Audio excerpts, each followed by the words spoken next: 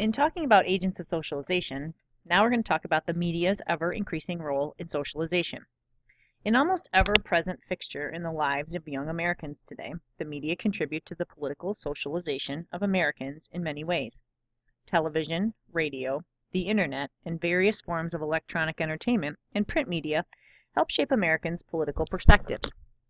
First, the media, especially television, help shape societal norms. The media impart norms and values on children's shows such as Sesame Street, Barney, and Dora the Explorer, which teach about racial diversity and tolerance.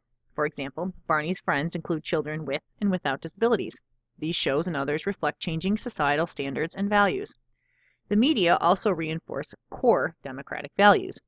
Television programs such as Dancing with the Stars, American Idol, and The Biggest Loser incorporate the principle of voting. Through telephone, online, or texted votes, viewers decide which contestant stays or goes. Second, the media also help determine the national agenda. So they help determine what gets on the agenda. That is called gatekeepers. Whether they are covering tensions in the Middle East, sex abuse scandals, global climate change, or congressional policy debates, the media focus the attention of the American public. This attention may then have spillover effects as people demand action on a policy issue.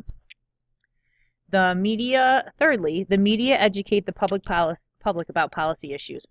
Local and national news programs, news magazine shows, and even comedy such as The Colbert Report and The Daily Show when they were on, inform viewers about current events, the actions of policymakers, and public policy challenges in communities, states, and the nation.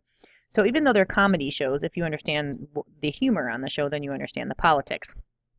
Finally, the media, particularly television, can skew people's perception of public policy priorities and challenges. The oft-quoted saying, "If it bleeds, it leads," demonstrates the attention that most local news stations focus on violence. Watch the news sometime and see if that's true.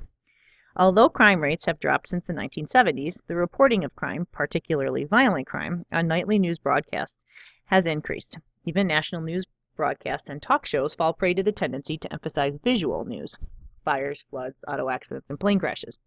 Although these stories are important to those involved, they have very little long-term effect on a society as a whole. But because they pique viewer interest, programs devote more time to them. Internet news sources also cover these dramatic events, but the sheer number of internet news sites and blogs make it more likely that at least some of them will also cover more important news, and people interested in political events and debates can find internet news sources that cover such events and issues.